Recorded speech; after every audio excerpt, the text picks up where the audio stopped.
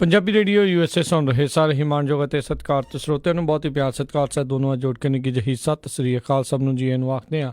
ਸੋ ਤੇ ਪ੍ਰੋਗਰਾਮ ਖਬਰ ਤੇ ਨਜ਼ਰ ਦੇ ਵਿੱਚ ਆਪ ਸਭ ਦਾ ਨਿੱਘਾ ਸਵਾਗਤ ਹੈ। ਸਾਡੇ ਅੱਜ ਦੇ ਸੋਮਵਾਰ ਦੇ ਖਬਰ ਤੇ ਨਜ਼ਰ ਪ੍ਰੋਗਰਾਮ 'ਚ ਆਪਣੇ ਨਾਲ ਜੁੜ ਚੁੱਕੇ ਨੇ ਮਿੰਟੂ ਗੁਰੂ ਸਰੀਆ ਜੀ ਮਲੋਟ ਸਟੂਡੀਓਜ਼ ਤੋਂ। ਮਿੰਟੂ ਜੀ ਨਿੱਘੀ ਜੀ ਨੂੰ ਪਿਆਰ ਭਰੀ ਸਤਿ ਸ੍ਰੀ ਅਕਾਲ ਜੀ। ਜੀ ਸ਼ੁਕਰੀਆ ਜੀ, ਸਾਰਿਆਂ ਨੂੰ ਸਤਿ ਸ਼੍ਰੀ ਅਕਾਲ। ਸਾਡੇ ਅੱਜ ਦੇ ਪ੍ਰੋਗਰਾਮ ਖਬਰ ਤੇ ਨਜ਼ਰ ਨੂੰ ਸਪਾਂਸਰ ਕਰਦੇ ਨੇ ਖਾਲਸਾ ਇੰਸ਼ੋਰੈਂਸ ਏਜੰਸੀ ਵਾਲੇ, ਜਿਨ੍ਹਾਂ ਦੇ ਕੋਲੋਂ ਤੁਸੀਂ ਹਰ ਇੱਕ ਤਰੀਕੇ ਦੀ ਇੰਸ਼ੋਰੈਂਸ ਕਰਵਾ ਸਕਦੇ ਹੋ। ਪੂਰੇ ਅਮਰੀਕਾ ਭਰ ਦੇ ਵਿੱਚ ਇੰਸ਼ੋਰੈਂਸ ਕਰਦੇ ਨੇ। ਇੰਸ਼ੋਰੈਂਸ ਬਾਰੇ ਪਤਾ ਕਰਨ ਲਈ ਕਾਲ ਕਰੋ ਨੰਬਰ 408-272-2500 ਦੇ ਉੱਤੇ। ਇਸ ਦੇ ਨਾਲ ਕ੍ਰਿਸ਼ਨ ਧਨੋਤਾ ਯੂਨੀਵਰਸਿਟੀ ਸਤਪਾਲ ਸਿੰਘ ਟ੍ਰੇਸੀ ਤੋਂ GN ਟਾਇਰ ਐਂਡ ਲੂਬ ਵਾਲੇ, ਜਿਨ੍ਹਾਂ ਦੇ ਕੋਲੋਂ ਤੁਸੀਂ truck wash, oil change, air brake ਦਾ ਕੰਮ ਕਰਵਾ ਸਕਦੇ ਹੋ। ਨਵੇਂ ਪੁਰਾਣੇ ਟਾਇਰ ਵਾਜਿਬ ਕੀਮਤਾਂ 'ਚ ਖਰੀਦ ਸਕਦੇ ਹੋ। ਸੈਂਟਰਨੈਲਾ ਮਡੇਰਾ 'ਚ ਲੋਕੇਸ਼ਨ ਨੇ। ਹੋਰ ਜਾਣਕਾਰੀ ਲਈ ਕਾਲ ਨੇ ਮਸੋਤਾ 209-277-0113। ਸ਼ਿਕਾਗੋ ਪੀਜ਼ਾ ਵਿਦ ਟਵਿਸਟ ਵਾਲੇ, ਜਿਨ੍ਹਾਂ ਕੋਲ ਤੁਸੀਂ ਹਰ ਤਰ੍ਹਾਂ ਦਾ veg, non veg, Indian style pizza order ਕਰ ਸਕਦੇ ਹੋ। ਪੀਜ਼ਾ ਆਰਡਰ ਕਰਨ ਦੇ ਲਈ ਵੈਬਸਾਈਟ ਇਹਨਾਂ ਦੀ ਵਿਜ਼ਿਟ ਕਰੋ chicagopizzatwist.com। 15% ਡਿਸਕਾਊਂਟ ਦੇ ਲਈ ਕੂਪਨ ਕੋਡ 1313 ਇਸਤੇਮਾਲ ਕਰ ਸਕਦੇ ਹੋ। ਨਾਲ ਹੀ ਜੱਸੀ ਗਿੱਲ ਬੇਕਰਸਫੀਲਡ ਤੋਂ ਅਤੇ West Coast truck driving school Bakersfield Fresno ਵਾਲੇ, ਜਿਹੜਾ ਕਿ ਤੁਹਾਨੂੰ ਟਰੱਕ ਦਾ ਲਾਇਸੈਂਸ ਬਹੁਤ ਹੀ ਵਧੀਆ ਤਰੀਕੇ ਦੇ ਨਾਲ ਸਿਖਲਾਈ ਦੇ ਕੇ ਲੈ ਕੇ ਦਿੰਦੇ ਹਨ। ਹੋਰ ਜਾਣਕਾਰੀ ਲਈ ਕਾਲ ਅਜੀਤ ਅਟਵਾਲ 559-374-4541। ਇਹਨਾਂ ਸਾਰਿਆਂ ਦਾ ਬਹੁਤ ਬਹੁਤ ਧੰਨਵਾਦ। ਜੇਕਰ ਤੁਸੀਂ ਜਾਂ ਕੋਈ ਹੋਰ ਕਾਰੋਬਾਰ ਇਸ ਪ੍ਰੋਗਰਾਮ ਨੂੰ ਸਪਾਂਸਰ ਕਰਨਾ ਚਾਹੁੰਦੇ ਹੋ, ਸੰਪਰਕ ਕਰੋ 408-722-7698 ਦੇ ਉੱਤੇ। ਅਤੇ ਗੱਲਬਾਤ ਦਾ ਸਿਲਸਿਲਾ ਮਿੰਟੂ ਜੀ ਸ਼ੁਰੂ ਕਰਦੇ ਹਾਂ। ਨਿਰੰਕਾਰੀ ਡੇਰੇ ਦੇ ਹਮਲੇ ਦੇ ਮਾਮਲੇ ਵਿੱਚ ਕੈਪਟਨ ਨੇ ਪਾਕਿਸਤਾਨ ਕਨੈਕਸ਼ਨ ਦਾ ਖਦਸ਼ਾ ਪ੍ਰਗਟਾਇਆ। ਦੇਖੋ, ਪਾਕਿਸਤਾਨ ਕਨੈਕਸ਼ਨ ਹੈ ਤੇ ਫਿਰ ਉਹਦੇ ਨਾਲ ਕੀ ਕਨੈਕਸ਼ਨ ਆ? ਇੱਥੇ ਜਿਹੜੀ ਇੱਕ ਬੀਬੀ ਬੈਠੀ ਆ, ਉਹਨੂੰ ਵੀ ਤਾਂ ਉਧਰ ਕਰ ਦੇਣਾ ਚਾਹੀਦਾ ਪਾਕਿਸਤਾਨ ਦੇ ਵਿੱਚ। ਉਹਨੂੰ ਇਹਨਾਂ ਨੇ ਸ਼ਾਹੀ ਪ੍ਰਾਹੁਣੀ ਬਣਾ ਕੇ ਇੱਥੇ ਬਿਠਾਇਆ ਹੋਇਆ। ਉਹਦੀ ਤੇ RTI ਰਾਹੀਂ ਜਦੋਂ ਕੋਈ ਸੂਚਨਾ ਮੰਗਦਾ ਕਿ ਉਹਦਾ ਵੀਜ਼ਾ ਜਿਹੜਾ ਐਕਸਟੈਂਡ ਕੀਤਾ, ਉਹ ਕਿਹਦੀ ਸਿਫਾਰਿਸ਼ ਤੇ ਕੀਤਾ, ਤੇ ਉਹ ਵੀ ਨਹੀਂ ਦੱਸਦੇ। ਕਹਿੰਦੇ ਆ ਕਿ ਨਹੀਂ, ਇਹ ਬੜਾ ਸੰਵੇਦਨਸ਼ੀਲ ਮੁੱਦਾ, ਬੜਾ ਜ਼ਰੂਰੀ ਮੁੱਦਾ, ਇਸ ਤਰ੍ਹਾਂ ਇਜਾਜ਼ਤ ਨਹੀਂ ਹੈ ਕਿ ਤੁਹਾਨੂੰ ਇਨਫੋਰਮੇਸ਼ਨ ਦੇਈਏ। ਖੈਰ, ਇਹ ਜਿਹੜਾ ਗ੍ਰਨੇਡ ਧਮਾਕਾ ਹੋਇਆ ਉਹਦੇ ਵਿੱਚ ਕੈਪਟਨ ਅਮਰਿੰਦਰ ਸਿੰਘ ਜੀ ਪਹੁੰਚੇ ਆ ਉੱਥੇ। ਉਹਨਾਂ ਨੇ ਜਾ ਕੇ ਮੌਕਾ ਤੇ ਜਾ ਕੇ ਦੇਖਿਆ ਔਰ ਦੱਸਦੇ ਆ ਕਿ ਪਹਿਲਾਂ ਤੇ ਰੈੱਡ ਕਾਰਪੇਟ ਵਿਛਾ ਦਿੱਤਾ ਗਿਆ ਸੀਗਾ ਕਿ ਕੈਪਟਨ ਨੇ ਆਉਣਾ। ਕੈਪਟਨ ਕਾਹਦਾ, ਵੈਸੇ ਕਾਂਗਰਸੀ ਤੇ ਉਹਨੂੰ ਆਪਣਾ ਰਾਜਾ ਹੀ ਕਹਿੰਦੇ ਆ। ਤੇ ਰੈੱਡ ਕਾਰਪੇਟ ਵਿਛਾ ਦਿੱਤਾ। ਬਾਅਦ ਦੇ ਵਿੱਚ ਕਿਸੇ ਸਿਆਣੇ ਦੀ ਨਿਗਾਹ ਪਈ, ਕੈਮਰਾ ਕੁਮਰਾ ਨੇ ਜਦੋਂ ਫੋਟੋਆਂ ਖਿੱਚੀਆਂ, ਫਿਰ ਬਾਅਦ ਦੇ ਵਿੱਚ ਇਹਨਾਂ ਨੇ ਉਹ ਰੈੱਡ ਕਾਰਪੇਟ ਜਿਹੜਾ ਸੀਗਾ ਉਹ ਉੱਥੋਂ ਹਟਾ ਲਿਆ। ਇਹ ਬਹੁਤੀਆਂ ਗੱਲਾਂ ਤੇ ਨਹੀਂ ਕੀਤੀਆਂ। ਕੈਪਟਨ ਅਮਰਿੰਦਰ ਸਿੰਘ ਅੱਖ ਜੀ ਬਚਾ ਕੇ ਉੱਥੋਂ ਨਿਕਲੇ ਆ, ਪਰ ਫਿਰ ਵੀ ਜਿੰਨੀਆਂ ਕੋਈ ਗੱਲਾਂ ਬਾਤਾਂ ਹੋਈਆਂ ਨੇ ਉਹਨਾਂ ਦੇ ਵਿੱਚ ਕੈਪਟਨ ਅਮਰਿੰਦਰ ਸਿੰਘ ਨੇ ਇੱਕ ਚੀਜ਼ ਜਿਹੜੀ ਆ ਉਹ ਜ਼ਰੂਰ ਕਹੀ ਆ। ਉਹ ਖਾਸ ਤੌਰ ਤੇ ਇੱਕ ਗੱਲ ਇਹ ਆ ਕਿ ਉਹਨੇ ਆਖਿਆ ਜੋ 1978 ਦੇ ਨਾਲ ਜੋੜਿਆ ਜਾ ਰਿਹਾ ਇਸ ਚੀਜ਼ ਨੂੰ, ਇਹ ਬਿਲਕੁਲ ਦੋਵੇਂ ਚੀਜ਼ਾਂ ਅਲੱਗ-ਅਲੱਗ ਆ। ਤਾਂ ਦੂਜੀ ਵੱਡੀ ਚੀਜ਼ ਉਹਨਾਂ ਨੇ ਇਹ ਗੱਲ ਕਹੀ ਆ ਕਿ ਜਿਸ ਤਰ੍ਹਾਂ ਦਾ ਗ੍ਰਨੇਡ ਧਮਾਕਾ ਜਿਹੜਾ ਉਹ ਅਮਲ 'ਚ ਲਿਆਂਦਾ ਗਿਆ, ਉਹਦੇ 'ਚ ਜਿਹੜਾ ਗ੍ਰਨੇਡ ਇਸਤੇਮਾਲ ਕੀਤਾ ਗਿਆ ਤਾਂ ਉਹ ਇਸ ਤਰ੍ਹਾਂ ਲੱਗਦਾ ਜਿੱਦਾਂ ਪਾਕਿਸਤਾਨ ਦਾ ਹੋ। ਸੋ ਮੇਰੇ ਖਿਆਲ ਦੇ ਨਾਲ ਜਿਹੜਾ ਇਹਨਾਂ ਨੇ ਦੱਸਿਆ, ਕਹਿੰਦੇ ਕਿ ਪਾਕਿਸਤਾਨੀ ਅਸਲਾ ਫੈਕਟਰੀ ਵਿੱਚ ਬਣਨ ਵਾਲੇ ਹੈਂਡ ਗ੍ਰਨੇਡ HG-84 ਵਰਗਾ ਜਾਂਦਾ। ਮੈਨੂੰ ਲੱਗਦਾ ਕਿ ਕੈਪਟਨ ਅਮਰਿੰਦਰ ਸਿੰਘ ਦੇ ਜਿਹੜੇ ਹੋਰ ਚੇਲੇਵਾਲ ਕੇ ਆ, ਇਹਨਾਂ ਨੂੰ ਖੁਫੀਆ ਏਜੰਸੀਆਂ 'ਚ ਜਾਂ ਪੜਤਾਲੀ ਏਜੰਸੀਆਂ 'ਚ ਜ਼ਰੂਰ ਭਰਤੀ ਕਰਾਉਣਾ ਚਾਹੀਦਾ, ਕਿਉਂਕਿ ਹਾਲੇ ਧਮਾਕੇ ਹੋਏ ਨੂੰ ਮੇਰੇ ਖਿਆਲ ਦੇ ਨਾਲ 3 ਘੰਟੇ ਵੀ ਨਹੀਂ ਸੀ ਬੀਤੇ ਤੇ ਇਹਨਾਂ ਦੇ ਬੰਦੇ ਆ ਕੇ ਟੈਲੀਵਿਜ਼ਨ ਚੈਨਲਾਂ ਤੇ ਕਹਿਣ ਲੱਗ ਪਏ ਸੀਗੇ ਕਿ ਇਹਨਾਂ ਪਿੱਛੇ ਫਲਾਣੇ, ਇਹਨਾਂ ਪਿੱਛੇ ਧਮਕਾਣੇ ਆ। ਆਪੋ ਵਿੱਚ ਦੀ ਵੀ ਪਹਿਲਾਂ ਤਾਂ ਇਹਨਾਂ ਦੇ ਮੇਲ ਨਹੀਂ ਸੀ ਕਰਦੇ। ਕੋਈ ਖਾਲਿਸਤਾਨੀਆਂ ਦਾ ਇਹ ਕੰਮ ਕਹੀ ਜਾਂਦਾ ਸੀ, ਕੋਈ ਪਾਕਿਸਤਾਨੀਆਂ ਦਾ ਕੰਮ ਕਹੀ ਜਾਂਦਾ ਸੀ, ਕੋਈ ਕਸ਼ਮੀਰੀਆਂ ਦਾ, ਕੋਈ ਕਿਸੇ ਦਾ, ਕੋਈ ਕਿਸੇ ਦਾ। ਪਰ ਹੁਣ ਜਿੰਨੇ ਮੂੰਹ ਉਨੀਆਂ ਗੱਲਾਂ ਨੇ, ਸਾਰੇ ਕਰੀ ਜਾਂਦੇ ਆ ਆਪੋ ਆਪ ਦੇ ਹਿਸਾਬ ਕਿਤਾਬ ਦੇ ਨਾਲ। ਪਰ ਸਭ ਤੋਂ ਵੱਡੀ ਗੱਲ ਤੇ ਇਹ ਆ ਕਿ ਜਿਸ ਤਰ੍ਹਾਂ ਦੇ ਸੰਕੇਤ ਮਿਲਦੇ ਪਏ ਆ, ਜਿੱਦਾਂ ਇਹਨਾਂ ਨੇ ਅੱਜ ਵੀ ਪਹਿਲਾਂ ਕਹਿ ਦਿੱਤਾ ਕਿ ਸਕੈਚ ਜਾਰੀ ਹੋ ਗਏ, ਬਾਅਦ ਦੇ ਵਿੱਚ ਕੈਪਟਨ ਅਮਰਿੰਦਰ ਸਿੰਘ ਦੇ ਮੂੰਹ ਸਫਾਈ ਆ ਗਈ ਕਿ ਨਹੀਂ ਜੀ, ਉਹਨਾਂ ਨੇ ਤਾਂ ਮੂੰਹ ਹੀ ਬੰਨੇ ਹੋਏ ਸੀਗੇ, ਤਾਂ ਸਕੈਚ ਫਿਰ ਕਾਹਦੇ ਨਾਲ ਬੰਨੇ ਸੀਗੇ। ਤਾਂ ਦੂਜੀ ਚੀਜ਼ ਇਹ ਕਹਿੰਦੇ ਆ ਕਿ ਜੀ ਇੰਟੈਲੀਜੈਂਸ ਦੀ ਤਾਂ ਕੋਈ ਵੀ ਫੇਲੀਅਰ ਨਹੀਂ ਹੈ ਕਿ ਬਸ ਇਹ ਆ ਕਿ ਹਰੇਕ ਥਾਂ ਤੇ ਪੁਲਿਸ ਜਿਹੜੀ ਆ ਜਾਂ ਹਰੇਕ ਗੱਡੀ ਦੇ ਵਿੱਚ ਤਲਾਸ਼ੀ ਆ ਜਿਹੜੀ ਉਹ ਨਹੀਂ ਲੈ ਸਕਦੀ ਪੁਲਿਸ। ਇਹ ਆਪਣੇ ਪੱਧਰ ਤੇ ਸਫਾਈਆਂ ਦੇ ਰਹੇ ਆ। NIA ਪਹੁੰਚ ਕੇ ਜਾਂਚ ਪੜਤਾਲ ਸ਼ੁਰੂ ਕਰ ਚੁੱਕੀ ਆ। ਪਰ ਜੋ ਮੁੱਢਲੇ ਸੰਕੇਤ ਆ, ਜਿਸ ਤਰ੍ਹਾਂ ਦੇ ਖਦਸ਼ੇ ਜ਼ਾਹਰ ਕੀਤੇ ਜਾ ਰਹੇ ਆ, ਚਾਹੇ ਲੁਕਵੇਂ ਰੂਪ ਦੇ ਵਿੱਚ ਹੀ ਆ, ਬਹੁਤੇ ਸਿੱਧੇ ਰੂਪ ਜਿਹੜੇ ਆ ਉਹ ਨਹੀਂ ਅਖਤਿਆਰ ਕੀਤੇ ਜਾਂਦੇ, ਚਾਹੇ ਥੋੜਾ ਲੋਕ ਆ ਜਿਹੜਾ ਉਹ ਬੋਚ ਕੇ ਹੀ ਬੋਲਦੇ ਆ। ਯਾਨੀ ਸੰਕੇਤ ਇਹੋ ਹੀ ਮਿਲਦੇ ਪਏ ਆ ਕਿ ਕਿਤੇ ਇਹ ਮੌੜ ਬੰਬ ਧਮਾਕੇ ਵਰਗਾ ਕੰਮ ਤੇ ਨਹੀਂ ਹੋਇਆ। ਪਰ ਜਾਪਦਾ ਵੀ ਉਹੀ ਆ ਨਾ, ਕਿਉਂਕਿ ਸਵਾਲ ਵੀ ਹੈ, ਸੰਕੇਤ ਵੀ ਉਹੀ ਮਿਲਦੇ ਆ। ਕਿਉਂਕਿ ਦੇਖੋ ਉਦੋਂ ਵੀ ਇਹੋ ਗੱਲਾਂ ਉਛਾਲੀਆਂ ਗਈਆਂ ਸਨ ਕਿ ISI ਦਾ ਹੱਥ ਆ, ਫਲਾਣੇ ਦਾ ਹੱਥ ਹੈ, ਟਮਕਾਣੇ ਦਾ ਹੱਥ ਹੈ। ਬਾਅਦ ਦੇ ਵਿੱਚ ਕੀ ਨਿਕਲਿਆ ਉਹ ਸਭ ਨੂੰ ਪਤਾ, ਤੇ ਉਸ ਜਾਂਚ ਪੜਤਾਲ ਦਾ ਕੀ ਨਿਕਲਿਆ, ਉਹ ਇਸੇ ਕਰਕੇ ਹੀ ਨਤੀਜਾ 0 ਨਿਕਲਿਆ, ਨਤੀਜਾ ਮਰਫੀ ਨਿਕਲਿਆ, ਕਿਉਂਕਿ ਉਹਦੇ ਵਿੱਚ ਕਿਤੇ ਨਾ ਕਿਤੇ ਪੋਲੀਟੀਕਲ ਐਂਗਲ ਸੀ, ਕੋਈ ਨਕਾਰੇ ਕੋਈ ਸਵਕਾਰੇ ਸੀ। ਤਾਂ ਜਿਹੜੇ ਮੁੱਢਲੇ ਸੰਕੇਤ ਆ, ਤਾਂ ਮੁੱਢਲੇ ਸਵਾਲ ਜਿਹਨਾਂ ਨੂੰ ਆਪਾਂ ਕਹਿ ਲਈਏ, ਉਹ ਇਹੋ ਹੀ ਆ ਕਿ ਲੋਕ ਕਹਿੰਦੇ ਆ ਕਿ ਬਾਹਰੀ ਹਮਲੇ ਨਾਲੋਂ ਸਾਨੂੰ ਇਹ ਅੰਦਰੂਨੀ ਕੋਈ ਸ਼ਰਾਰਤ, ਕੋਈ ਸਾਜ਼ਿਸ਼ ਲੱਗਦੀ ਹੈ। ਕਿਹਨੇ ਕੀਤੀ ਆ, ਇਹ ਹੁਣ ਜਾਂਚ ਪੜਤਾਲ ਦਾ ਵਿਸ਼ਾ। ਤਾਂ ਇਹ ਬਹੁਤ ਵਧੀਆ escape route ਅਖਤਿਆਰ ਕਰਦੇ ਆ ਜਦੋਂ ਵੀ ਇਹਨਾਂ ਦੀ ਆਪਣੀ ਇੰਟੈਲੀਜੈਂਸੀ ਦੀ ਕੋਈ ਫੇਲੀਅਰ ਹੁੰਦੀ ਆ, ਜਾਂ ਕੋਈ ਇਸ ਤਰ੍ਹਾਂ ਪ੍ਰਸ਼ਾਸਕੀ ਇਹਨਾਂ ਦੇ ਕੋਲੋਂ ਕੋਈ ਅਸਫਲਤਾ ਜਿਹੜੀ ਉਹ ਅਮਲ ਚ ਆਉਂਦੀ ਹੈ, ਤਾਂ ਉਦੋਂ ਇਹ ਕਹਿ ਦਿੰਦੇ ਆ ਕਿ ਇਹ ਤੇ ਨਹੀਂ ਜੀ ਸਾਡਾ ਕੋਈ ਕਸੂਰ ਨਹੀਂ, ਤੇ ਬਾਹਰਲਿਆਂ ਦਾ ਕਸੂਰ। ਬਾਹਰਲਿਆਂ ਨੂੰ ਰੋਕਣਾ ਵੀ ਤੇ ਤੁਹਾਡਾ ਹੀ ਫਰਜ਼ ਆ ਨਾ। ਖੈਰ ਸਿਆਸਤ ਚੱਲੀ ਜਾਂਦੀ ਆ ਆਪਣੇ ਪੱਧਰ ਤੇ। ਇੱਕ ਐਲਾਨ ਵੀ ਆਇਆ ਅੱਜ ਮ੍ਰਿਤਕਾਂ ਦੇ ਲਈ, ਵੈਸੇ ਇਹਨਾਂ ਨੇ ਮੁਆਵਜ਼ਾ ਤੇ ਕੱਲ੍ਹ ਹੀ ਐਲਾਨ ਦਿੱਤਾ ਸੀ, ਇੱਕ ਸਰਕਾਰੀ ਨੌਕਰੀ ਵੀ ਉਹਨਾਂ ਨੂੰ ਦੇ ਦਿੱਤੀ। ਜੀ ਮਿੰਟੂ ਜੀ, ਆਪਾਂ ਪਿਛਲੇ ਦਿਨਾਂ ਦੇ ਵਿੱਚ ਸੁਣਿਆ ਜਿਹੜੇ ਭਾਰਤੀ ਫੌਜ ਦਾ ਮੁਖੀ ਉਹ ਬਾਰ-ਬਾਰ ਇਸ ਪਾਸੇ ਵੱਲ ਨੂੰ ਇਸ਼ਾਰੇ ਕਰ ਰਹੇ ਸੀ, ਤੇ ਚੋਣਾਂ ਵੀ ਨਜ਼ਦੀਕ ਆ, ਜਿੱਦਾਂ ਤੁਸੀਂ ਵੀ ਇਸ਼ਾਰਾ ਕੀਤਾ ਵੀ ਪਹਿਲੇ ਜਿਹੜੇ ਮੌੜ ਬੰਬ ਧਮਾਕੇ ਦੇ ਵਿੱਚ ਵੀ ਜਿਹੜਾ ਸਿਆਸੀ ਕਨੈਕਸ਼ਨ ਜਾਂ ਐਂਗਲ ਆਪਾਂ ਕਹਿ ਸਕਦੇ, ਕਨੈਕਸ਼ਨ ਦੀ ਥਾਂ 'ਤੇ ਐਂਗਲ ਜਿਹੜਾ ਉਹ ਸੀਗਾ, ਤੇ ਪੰਜਾਬ ਨੂੰ ਲਾਂਭੂ ਲਾਉਣ ਵੱਲ ਨੂੰ ਜਿਹੜਾ ਕਿਉਂ ਇਸ ਪਾਸੇ ਵੱਲ ਨੂੰ ਜਿਹੜਾ ਧੱਕਿਆ ਜਾ ਰਿਹਾ? ਦੇਖੋ, ਜੇ ਤੁਸੀਂ ਨਾ ਪਿੱਛੇ ਜਾਓਗੇ, ਕਾਫੀ ਪਿੱਛੇ ਚੱਲ ਜਾਓਗੇ, ਤਾਂ ਪੰਜਾਬ ਇੱਕ ਐਸਾ ਸੂਬਾ ਰਿਹਾ ਜਿੱਥੋਂ ਪੂਰੇ ਦੇਸ਼ ਦੀਆਂ ਚੋਣਾਂ ਤੈਅ ਕਰਨ ਦੀ ਕੋਸ਼ਿਸ਼ ਕੀਤੀ ਜਾਂਦੀ ਸੀ। ਕਤਾਰਬੰਦੀ ਜਿਹਨੂੰ ਆਪਾਂ ਕਹਿੰਦੇ, ਪੰਜਾਬ ਸਿੱਖ ਬਹੁਲਤਾ ਵਾਲਾ ਸੂਬਾ। ਤਾਂ ਪੰਜਾਬ ਤੇ ਕਸ਼ਮੀਰ ਇਸ ਗੱਲੋਂ ਬਹੁਤ ਸੰਵੇਦਨਸ਼ੀਲ ਆ। ਤਾਂ ਇੱਥੇ ਵੀ ਇੱਕ ਵਿਸ਼ੇਸ਼ ਫਿਰਕੇ ਨੂੰ ਤੈਅ ਕਰਨ ਲਈ ਇਹੋ ਜਿਹੀਆਂ ਚੀਜ਼ਾਂ ਜਿਹੜੀਆਂ ਉਹ ਕੀਤੀਆਂ ਗਈਆਂ ਨੇ ਅੱਗੇ ਬਤੀਤ ਦੇ ਵਿੱਚ। ਤਾਂ ਉਹਦਾ ਕੀ ਅਸਰ ਹੁੰਦਾ, ਇੱਕ ਮੈਸੇਜ ਚਲੇ ਜਾਂਦਾ, ਇੱਕ ਧਾਰਨਾ ਫਿਰ ਕਰਕੇ ਅੱਗੇ ਤੋਰ ਦਿੱਤੀ ਜਾਂਦੀ ਹੈ।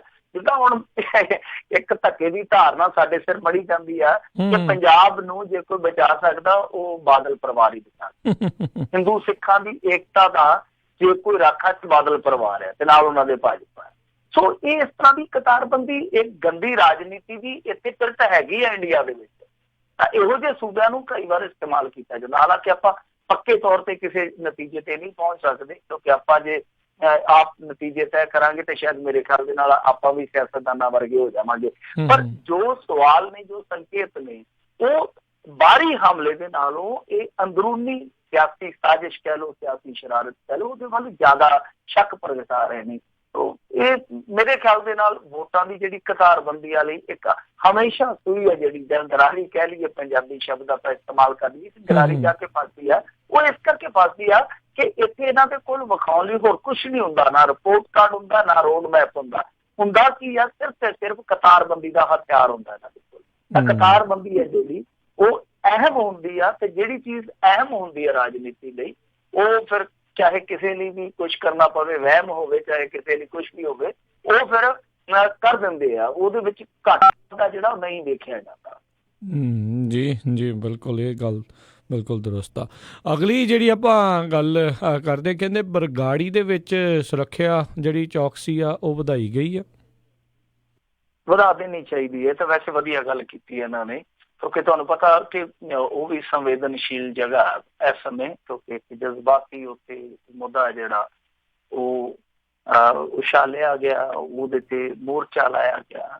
ਉਸ ਮੁੱਦੇ ਤੇ ਹੀ ਇਸ ਸਮੇਂ ਜੇ ਕਹਿ ਲਈਏ ਪੂਰੀ ਪੰਜਾਬੀ ਰਾਜਨੀਤੀ, ਪੰਥਕ ਰਾਜਨੀਤੀ, ਉਹ ਸਭ ਕੁਛ ਚੱਲਦੀ ਪਈ ਆ। ਉਹ ਬੜਾ ਅਹਿਮ ਸਥਾਨ ਆ ਬਰਗਾੜੀ ਦਾ। ਉਹਦੇ ਵਿੱਚ ਜੇ ਇਹਨਾਂ ਨੇ ਸੁਰੱਖਿਆ ਵਧਾਈ ਆ ਤਾਂ ਮੇਰੇ ਖਿਆਲ ਦੇ ਨਾਲ ਇਹ ਠੀਕ ਕੀਤਾ। ਪਰ ਉਹਦਾ ਵੈਸੇ ਦੂਸਰੇ ਜਿਹੜੇ ਡੇਰੇ ਡੂਰੇ ਆ ਉਹਨਾਂ ਦੀ ਵੀ ਸੁਰੱਖਿਆ ਵਧਾ ਦੇਣੀ ਚਾਹੀਦੀ ਆ, ਕਿਉਂਕਿ ਜਦੋਂ ਇਸ ਤਰ੍ਹਾਂ ਦਾ ਮਾਹੌਲ ਬਣਦਾ, ਆਪਾਂ ਪਿੱਛੇ ਵੀ ਵੇਖਿਆ ਜਦੋਂ ਬੇਅਦਬੀ ਦੀਆਂ ਘਟਨਾਵਾਂ ਚੱਲੀਆਂ ਸੀਗੀਆਂ ਤੇ ਬਹੁਤ ਸਾਰੀਆਂ ਸ਼ਰਾਰਤਾਂ ਵੀ ਹੋਈਆਂ ਸਨ ਵਿੱਚੋਂ, ਕਿਉਂਕਿ ਕਈ ਵਾਰ ਹੁੰਦਾ ਨਾ ਕਿ ਅਗਲਾ ਕਹਿੰਦਾ ਕਿ ਲੋਹਾ ਗਰਮ ਆ, ਮਾਰ ਦਿਓ ਸਾਡਾ। ਤੋ ਉਹ ਜਿਹੜੇ ਹੁੱਲੜਬਾਜ਼ ਆ ਜਾਂ ਸ਼ਰਾਰਤਬਾਜ਼ੀ ਕਰਨ ਵਾਲੇ ਲੋਕ ਆ, ਉਹਨਾਂ ਤੋਂ ਬਚਾਉਣ ਵਾਸਤੇ, ਕਿਉਂਕਿ ਪੰਜਾਬ ਹੈ ਜਿਹੜਾ ਤੁਹਾਨੂੰ ਪਤਾ ਹੀ ਆ ਕਿ ਡੇਰਿਆਬਾਦ ਵੀ ਇੱਥੇ ਬਹੁਤ ਜ਼ਿਆਦਾ ਤੇ ਵੱਖ-ਵੱਖ ਫਿਰਕੇ ਵੀ ਬਹੁਤ ਨੇ, ਸੋ ਕੋਈ ਹੋਰ ਇਸ ਤਰ੍ਹਾਂ ਦੀ ਚੁਆਤੀ ਨਾ ਆ ਸਕੇ, ਇਹ ਚੀਜ਼ ਚੰਗੀ ਆ। ਪਰ ਮੈਂ ਅੱਜ ਜਾਂਦਾ ਵੀ ਪੂਰਾ ਪੰਜਾਬ ਲੰਘ ਕੇ ਗਿਆ, ਆਉਂਦਾ ਵੀ ਤਕਰੀਬਨ ਪੂਰਾ ਪੰਜਾਬ ਲੰਘ ਕੇ ਆਇਆ। ਤੜਕੇ ਮੈਂ ਨਿਕਲਿਆ ਸੀਗਾ ਹਨੇਰੇ ਘਰੋਂ, ਤੇ ਤੁਸੀਂ ਸੱਚ ਜਾਣੋ ਵੱਡੇ ਸ਼ਹਿਰ ਲੰਘੇ ਮੈਂ 4-5 ਵੱਡੇ ਸ਼ਹਿਰ ਦੇ ਨਾਲ, ਕਿਸੇ ਵੀ ਐਂਟਰੀ ਪੁਆਇੰਟ ਤੇ ਕੋਈ ਚੈਕਿੰਗ ਨਹੀਂ, ਇੱਥੋਂ ਤੱਕ ਕਿ ਵੱਡੇ ਸ਼ਹਿਰਾਂ ਦੇ ਵਿੱਚ ਕੋਈ ਪੁਲਿਸ ਨਾਕਾ ਵੀ ਹੈ ਨਹੀਂ ਐਂਟਰੀ ਪੁਆਇੰਟ, ਕਿਸੇ ਨੇ ਕੋਈ ਨਹੀਂ। ਇੱਕ ਜਗ੍ਹਾ ਤੇ ਮੈਂ ਇਹਦਾ ਇੱਕ ਰੇਡੀਓ ਪ੍ਰੋਗਰਾਮ ਕਰਵਾਉਣ ਲੱਗ ਪਿਆ ਹਾਈਵੇ ਤੇ ਖੜ ਕੇ, ਤੇ ਮੈਂ ਹਾਈਵੇ ਤੇ ਜਾਣ ਕੇ ਕਾਰ ਠੱਲ ਦਿੱਤੀ। ਮੈਂ ਕਿਹਾ ਦੇਖਾ ਸਹੀ ਕੋਈ ਰੋਕਦਾ ਕੋਈ ਟੋਕਦਾ ਨਹੀਂ। ਪੂਰੇ 35 ਮਿੰਟ ਬਾਅਦ ਪੁਲਿਸ ਦੀ ਗੱਡੀ ਆਈ ਕਿ ਹਾਂ ਭਾਈ ਇੱਥੇ ਕੀ ਕਰਦਾ, ਤਾਂ ਫਿਰ ਉਹਨਾਂ ਨੂੰ ਮੈਂ ਦੱਸਿਆ ਤੇ ਮੈਂ ਕਿਹਾ ਬਹੁਤ ਵੇਲੇ ਨਾਲ ਆ ਗਏ ਤੁਸੀਂ, 35 ਮਿੰਟ ਹੋ ਗਏ ਮੈਨੂੰ ਇੱਥੇ ਬੈਠੇ। ਸੋ ਇਹ ਇਸ ਤਰ੍ਹਾਂ ਦੀ ਜਿਹੜੀ ਵਿਵਸਥਾ ਉਹ ਠੀਕ ਹੈ, ਖਾਸ ਥਾਵਾਂ ਤੇ ਕਰਨੀ ਆ, ਜ਼ਰੂਰੀ ਹੈ, ਪਰ ਜੋ ਇੱਕ ਰੂਟੀਨ ਦੀ ਇੱਕ ਵਿਵਸਥਾ ਹੁੰਦੀ ਹੈ ਪੁਲਿਸ ਦੀ, ਉਹਦੇ ਵਿੱਚ ਵੀ ਬਹੁਤ ਸਾਰੀਆਂ ਕੰਮ। ਜੀ ਜੀ ਜੀ। ਅਗਲੀ ਜਿਹੜੀ ਗੱਲ ਕਰਦੇ ਆ, ਸੁਖਬੀਰ ਤੋਂ SIT ਨੇ ਕੀਤੀ ਪੁੱਛਗਿੱਛ। ਦੇਖੋ ਸੁਖਬੀਰ ਬਾਦਲ ਤੋਂ SIT ਨੇ ਪੁੱਛਗਿੱਛ ਕਰ ਲਈ ਹੈ। ਸੁਖਬੀਰ ਬਾਦਲ ਕਹਿੰਦਾ ਕਿ ਮੈਂ SIT ਤੋਂ ਪੁੱਛਗਿੱਛ ਕਰ ਆਇਆ ਹਾਂ। ਪਹਿਲਾਂ ਕਹਿੰਦਾ ਕਿ ਮੈਂ ਤੇ ਉਹਨਾਂ ਨੂੰ ਉਲਝਾ ਲਿਆ, ਕਹਿੰਦਾ ਕਿ ਉਹਨਾਂ ਮੇਰੇ ਸਵਾਲਾਂ ਦੇ ਜਵਾਬ ਨਹੀਂ ਆਉਣੇ। ਖੈਰ ਉਹ ਸੁਖਬੀਰ ਸਿੰਘ ਬਾਦਲ ਹੋਰਾਂ ਦਾ ਇੱਕ ਅਲੱਗ ਅੰਦਾਜ਼ ਆ ਤੇ ਅੱਜ ਅੰਦਾਜ਼ੇ ਬਿਆਨ ਦੇ ਵਿੱਚ ਕਹਿ ਕੇ ਕਹਿੰਦਾ ਜਿਸ ਤਰ੍ਹਾਂ ਇਹ ਐਕਟਰਾਂ ਦੇ ਪਿੱਛੇ ਪੈ ਗਏ ਆ, ਇਸ ਤਰ੍ਹਾਂ ਤੇ ਲੱਗਦਾ ਕਿ ਐਕਟਰ ਕੋਈ ਪੰਜਾਬ ਦੇ ਵਿੱਚ ਆਊਗਾ ਹੀ ਨਹੀਂ ਗਾਂ ਤੋਂ, ਤੇ ਲੋਕ ਕਹਿੰਦੇ ਕਿ ਅਸੀਂ ਪਿੰਜਰੇ ਲਵਾ ਕੇ ਉਹਨਾਂ ਤੋਂ ਚੂਹੇ ਫੜਵਾਉਣੇ ਆ, ਨਾ ਆਉਣ, ਆਪਦੇ ਕੰਮ ਨੂੰ ਆਉਣਾ, ਉਹਨਾਂ ਨੇ ਆਪਦੇ ਲੋੜਾਂ ਨੂੰ ਆਉਣਾ। ਸੋ ਸੁਖਬੀਰ ਸਿੰਘ ਬਾਦਲ ਕਹਿੰਦੇ ਕਿ ਜੇ ਐਕਟਰਾਂ ਦੇ ਮਗਰ ਪਾਓਗੇ ਨਾ ਫਿਰ ਠੀਕ ਨਹੀਂ ਹੈ, ਕਿਸੇ ਐਕਟਰ ਨੇ ਤੇ ਆਪਣੇ ਵਰਲਡ ਕੱਪ ਤੇ ਨੱਚਣ ਨਹੀਂ ਆਉਣਾ। ਖੈਰ ਇਹਨਾਂ ਨੇ ਆਪਣੀ ਜਗ੍ਹਾ ਜਿਹੜੀ ਉਹ ਤਬਦੀਲ ਕਰਵਾਈ ਸੀਗੀ ਅੰਮ੍ਰਿਤਸਰ ਤੋਂ ਚੰਡੀਗੜ੍ਹ, ਉੱਥੇ ਇਹ ਜਾ ਕੇ ਪੇਸ਼ ਹੋਏ ਆ। ਇਹਨਾਂ ਨੇ ਆਪਣੀ ਸਟੇਟਮੈਂਟ ਜਿਹੜੀ ਆ ਉਹ ਦਰਜ ਕਰਵਾਈ ਆ, ਬਿਆਨ ਜਿਹੜੇ ਆ ਉਹ ਇਹਨਾਂ ਦੇ ਦਰਜ ਹੋਏ ਆ। ਬਾਹਰ ਆ ਕੇ ਇਹਨਾਂ ਨੇ 11-12 ਮਿੰਟ ਦੀ ਇੱਕ ਪ੍ਰੈਸ ਕਾਨਫਰੰਸ ਕੀਤੀ, ਔਰ ਇੱਕ ਐਸੀ ਪ੍ਰੈਸ ਕਾਨਫਰੰਸ ਕੀਤੀ ਜਿਹਦੇ ਵਿੱਚ ਜਦੋਂ ਇਹਨਾਂ ਨੂੰ ਕੋਈ ਸਵਾਲ ਕੀਤਾ ਜਾ ਰਿਹਾ ਸੀ ਤੇ ਇੱਕ ਮਿੰਟ ਯਾਰ ਇੱਕ ਮਿੰਟ ਕਰਦੇ ਆ ਬਸ, ਯਾਨੀ ਆਪਣੀ ਗੱਲ ਕਹਿ ਕੇ ਆਊਟ ਹੋ ਗਈ। ਜਿਹੜੇ ਦੂਸਰੇ ਸਵਾਲ ਸੀਗੇ, ਜਿਹੜੇ ਕਾਊਂਟਰ ਸਵਾਲ ਸੀਗੇ ਪੱਤਰਕਾਰਾਂ ਦੇ, ਉਹਨਾਂ ਦਾ ਇਹਨਾਂ ਨੇ ਜਵਾਬ ਨਹੀਂ ਦਿੱਤਾ ਠੀਕ ਢੰਗ ਦੇ ਨਾਲ। ਪਰ ਇਹ ਜਾਂਦੇ ਦੱਸ ਗਏ ਆ ਕਿ ਜਿਹੜਾ ਇੱਕ ਉੱਥੇ ਅਫਸਰ ਸੀਗਾ SIT ਦੇ ਵਿੱਚ, ਉਹ ਕਹਿੰਦੇ ਕਿ ਮੈਂ ਦੇਖਿਆ, ਮੈਂ ਉਹਨੂੰ ਕਿਹਾ, ਮੈਂ ਕਿਹਾ ਰੂਨਪਾਲ ਤੂੰ ਉਹੀ ਆ ਨਾ ਜਦੋਂ ਮੈਨੂੰ ਅੱਗੇ ਤੂੰ SIT ਦੇ ਹੁੰਦਿਆਂ ਪੁੱਛਗਿੱਛ ਲਈ ਸੱਦਿਆ ਸੀਗਾ ਅੱਜ ਤੋਂ 10-12 ਸਾਲ ਪਹਿਲਾਂ, ਉਦੋਂ ਮੇਰੇ ਤੇ ਕੀ ਦੋਸ਼ ਲਾਇਆ ਸੀ ਕੈਪਟਨ ਨੇ ਕਿ ਮੈਂ ਕੈਮਰਾ ਚੁੱਕ ਲਿਆ, ਕਿਸੇ ਦਾ ਕੈਮਰਾ ਖੋਲਿਆ। ਕਹਿੰਦਾ ਯਾਰ ਮੈਂ ਕੈਮਰਾ ਚੋਰ ਰਿਹਾ, ਤੁਸੀਂ ਦੱਸੋ ਮੈਂ ਕੈਮਰਾ ਚੋਰ ਰਿਹਾ। ਹੁਣ ਆਪ ਹੀ ਉਹ ਸੁਖਬੀਰ ਸਿੰਘ ਬਾਦਲ ਕਹਿ ਰਿਹਾ ਸੀਗਾ ਕਿ ਹੁਣ ਤੁਸੀਂ ਆਪ ਹੀ ਦੱਸੋ ਕਿ ਮੈਂ ਕੋਈ ਕੈਮਰਾ ਚੋਰ ਰਿਹਾ। ਉਹ ਕਹਿੰਦੇ ਕਿ ਇਹ ਸਾਰੀ ਜਿਹੜੀ ਗੇਮ ਆ ਉਹ ਪੋਲੀਟੀਕਲ ਮੋਟੀਵੇਟਡ ਆ। ਉਹ ਕਹਿੰਦੇ ਕਿ ਸਾਰਾ ਕੁਛ ਤੇ ਆਪ ਹੀ ਸੁਨੀਲ ਜਾਖੜ, ਆਪੇ ਮੈਂ ਰਣਜੀਤ ਪੁੱਜੀ, ਆਪੇ ਮੇਰੇ ਬੱਚੇ ਜੀ ਨਾਲ ਹਿਸਾਬ ਕਿਤਾਬ ਆ ਕਿ ਸੁਨੀਲ ਜਾਖੜ ਆਪ ਹੀ ਸਵਾਲ ਮੀਡੀਆ ਦੇ ਵਿੱਚ ਕਰ ਦਿੰਦਾ, ਆਪ ਹੀ ਜਵਾਬ ਦੇ ਦਿੰਦਾ। ਜਿਸ ਨਾਲ ਚੰਗਾ ਸੀ ਸੁਨੀਲ ਜਾਖੜ ਨੂੰ ਸੱਦ ਲੈਂਦੇ। ਮਜੀਠੀਆ ਸਾਹਿਬ ਵੀ ਪਹੁੰਚੇ ਸੀਗੇ ਉੱਥੇ, ਹੋਰ ਵੀ ਬਹੁਤ ਸਾਰੇ ਇਹਨਾਂ ਦੇ ਅਕਾਲੀ ਪਤਵੰਤੇ ਤੇ ਪਹੁੰਚੇ ਸੀਗੇ। ਬਹਰਹਾਲ ਇਹ ਨਹੀਂ ਕਿਹਾ ਜਾ ਸਕਦਾ ਕਿ ਅੰਦਰ ਉਹੀ ਕੁਛ ਹੋਇਆ ਜਿਹੜਾ ਕੁਛ ਸੁਖਬੀਰ ਬਾਦਲ ਨੇ ਆ ਕੇ ਦੱਸਿਆ। ਤੁਹਾਨੂੰ ਪਤਾ ਹੀ ਆ ਕਿ ਬਹੁਤ ਸਾਰੀਆਂ ਟੈਕਟਿਕਸ ਵਰਤੀਆਂ ਜਾਂਦੀਆਂ ਇਹੋ ਜਿਹੇ ਮੌਕਿਆਂ ਤੇ। ਇਹ ਸਿਆਸਤਦਾਨ ਆ ਤਾਂ ਜਿਹੜੇ ਪੇਸ਼ੇਵਰ ਪੁਲਿਸ ਅਫਸਰ ਆ, ਉਹਨਾਂ ਦੀਆਂ ਕਈ ਬੰਦਿਸ਼ਾਂ ਹੁੰਦੀਆਂ ਤਾਂ ਉਹ ਖੁੱਲ੍ਹੇ ਰੂਪ ਦੇ ਵਿੱਚ ਇਹਨਾਂ ਚੀਜ਼ਾਂ ਨੂੰ ਕਾਊਂਟਰ ਵੀ ਨਹੀਂ ਕਰ ਸਕਦੇ, ਇਹਨਾਂ ਚੀਜ਼ਾਂ ਦਾ ਉਹ ਬਾਹਰ ਆ ਕੇ ਜ਼ਿਕਰ ਵੀ ਨਹੀਂ ਕਰ ਸਕਦੇ। ਤਾਂ ਸੁਖਬੀਰ ਬਾਦਲ ਜੋ ਬਾਹਰ ਆ ਕੇ ਦਾਅਵੇ ਕਰਦਾ ਪਿਆ ਉਹ ਕਿੰਨੇ ਕੁ ਪੁਖਤੇ ਆ, ਮੇਰੇ ਖਿਆਲ ਦੇ ਨਾਲ ਸਾਡੇ ਕੋਲ ਕੋਈ ਵੀ ਠੋਸ ਦਲੀਲ ਨਹੀਂ ਇਸ ਬਾਬਤ। ਹੁਣ ਉਹਨਾਂ ਨੇ ਕੀ ਪੁੱਛਿਆ, ਇਹਨਾਂ ਨੇ ਕੀ ਦੱਸਿਆ, ਉਹ ਹੌਲੀ ਨਿਸਤਾਰਾ ਹੋਊਗਾ। ਪਰ ਹੁਣ ਰਹਿ ਗਈ ਆ ਸਿਰਫ ਤੇ ਸਿਰਫ ਅਕਸ਼ੇ ਕੁਮਾਰ ਦੀ ਵਾਰੀ ਕਿ ਉਹ ਜੇ ਆਉਂਦਾ ਹੈ ਤਾਂ ਉਹਦੀ ਪੁੱਛ ਪੜਤਾਲ ਕਿੱਥੇ ਹੋਊਗੀ। ਤਾਂ ਮੇਰੇ ਖਿਆਲ ਦੇ ਨਾਲ ਜੋ ਅੰਮ੍ਰਿਤਸਰ ਦੇ ਵਿੱਚ ਇਸ ਸਮੇਂ ਮਾਹੌਲ ਬਣਿਆ, ਲੱਗਦਾ ਨਹੀਂ ਹੈ ਕਿ ਅੰਮ੍ਰਿਤਸਰ ਦੇ ਵਿੱਚ ਹੀ ਬੁਲਾਇਆ ਜਾਏਗਾ ਉਹਨੂੰ ਦੁਬਾਰਾ। ਅਕਸ਼ੇ ਕੁਮਾਰ ਨੂੰ ਵੀ ਹੋ ਸਕਦਾ ਚੰਡੀਗੜ੍ਹ ਦੇ ਵਿੱਚ ਹੀ ਪੁੱਛਗਿੱਛ ਲਈ ਬੁਲਾ ਲਿਆ ਜਾਵੇ। ਜੀ ਜੀ ਜੀ। ਅਗਲੀ ਜਿਹੜੀ ਗੱਲ ਕਰਦੇ ਨਵਜੋਤ ਸਿੱਧੂ ਦੇ ਖਿਲਾਫ ਉਹਦੇ ਬਿਆਨ ਤੋਂ ਬਾਅਦ ਕਹਿੰਦੇ ਸ਼ਿਕਾਇਤ ਦਰਜ।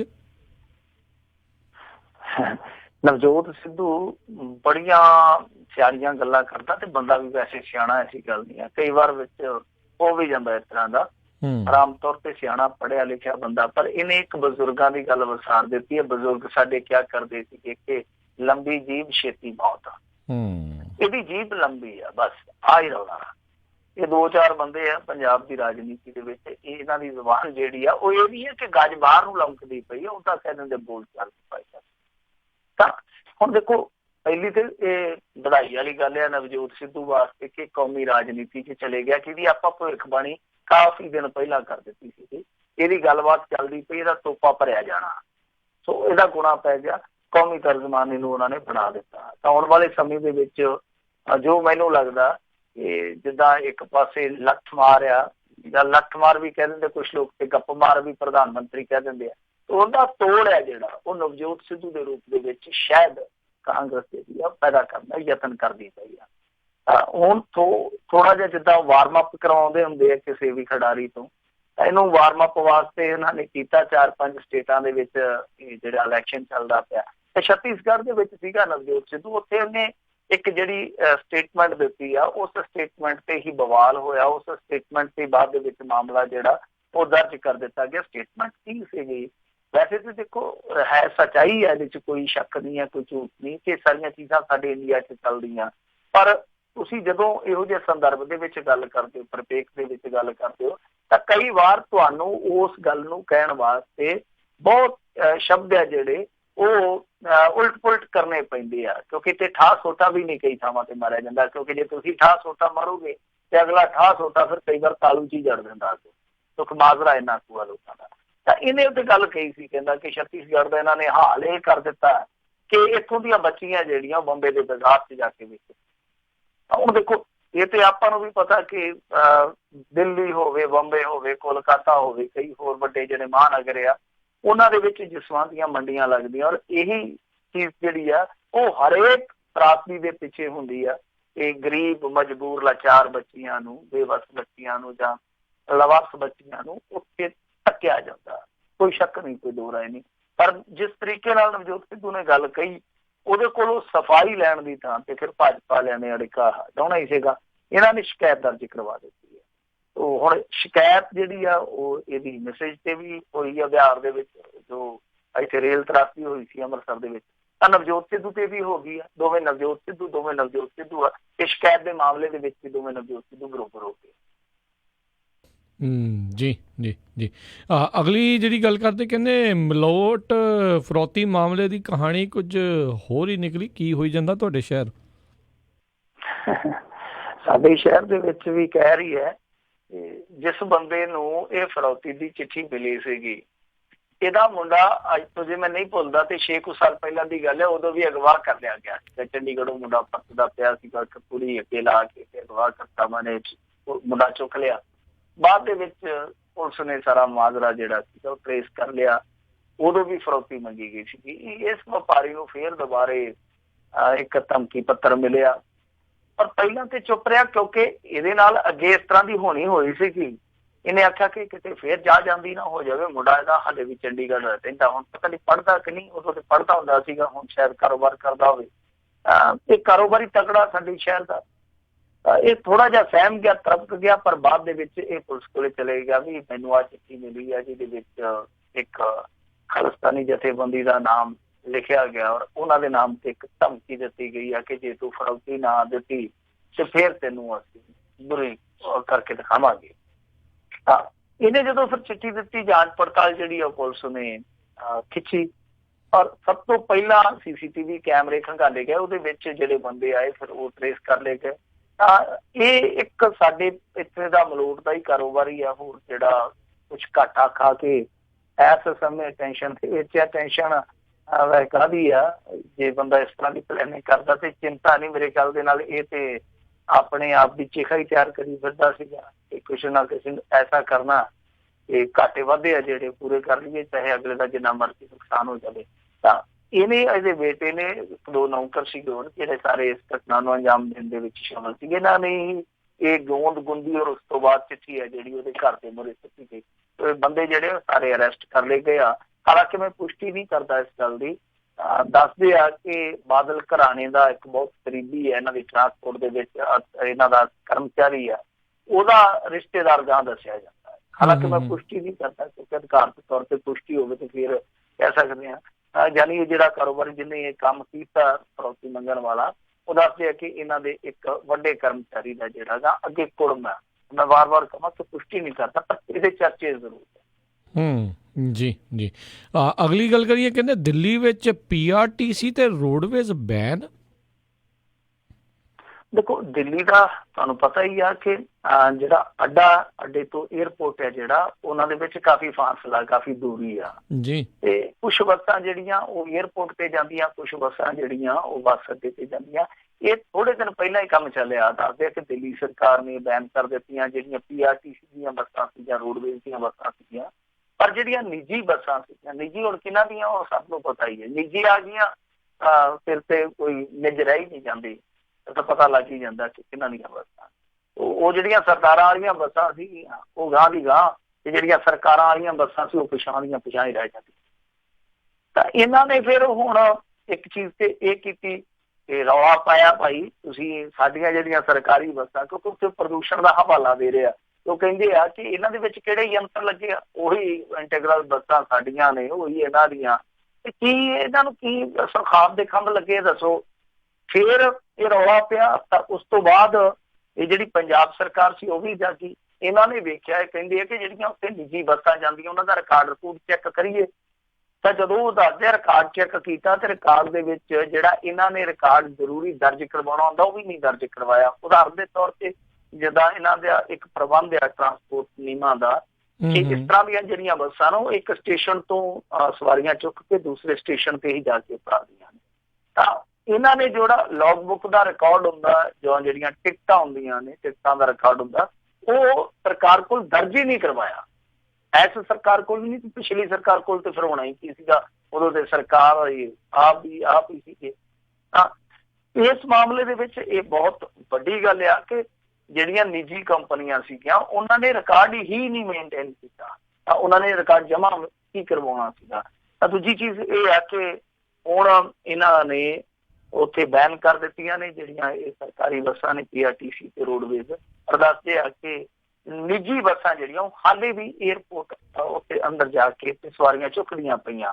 ਇੱਥੋਂ ਹੀ ਕੁਛ ਲੋਕ ਹੈ ਜਿਹੜੇ ਉਹ ਸੰਸਥਾ ਜਤਾਉਂਦੇ ਪਏ ਆ, ਸ਼ੰਕਾ ਜਤਾਉਂਦੇ ਪਏ ਆ ਕਿ ਇਹ ਜਿਹੜੀ ਨਿੱਜੀ ਬੱਸ ਮਾਫੀਆ ਦੀ ਇੱਕ ਬਹੁਤ ਜ਼ੋਰਦਾਰ ਲੌਬੀ ਆ, ਇਸ ਲੌਬੀ ਦੀ ਹੀ ਕੀਤੀ ਕਰਾਈ ਹੈ ਸਾਰੀ ਚੀਜ਼। ਤਾਂ ਉਹ ਨੁਕਸਾਨ, ਕਿਉਂਕਿ ਤੁਹਾਨੂੰ ਪਤਾ ਹੀ ਆ ਪੰਜਾਬ ਸਰਕਾਰ ਨੇ ਇਸ ਤਰ੍ਹਾਂ ਦੀਆਂ ਬੱਸਾਂ ਹੁਣ ਵਾਹਵਾ ਪਾਈਆਂ ਨੇ, ਕਈ ਰੂਟਾਂ ਨੂੰ ਨਵੀਆਂ ਬੱਸਾਂ ਪਾਈਆਂ। ਜ਼ਾਰਾ ਜੀ ਗੱਲ ਹੈ ਕਿ ਰੇਟ ਦਾ ਫਰਕ ਹੋਊਗਾ।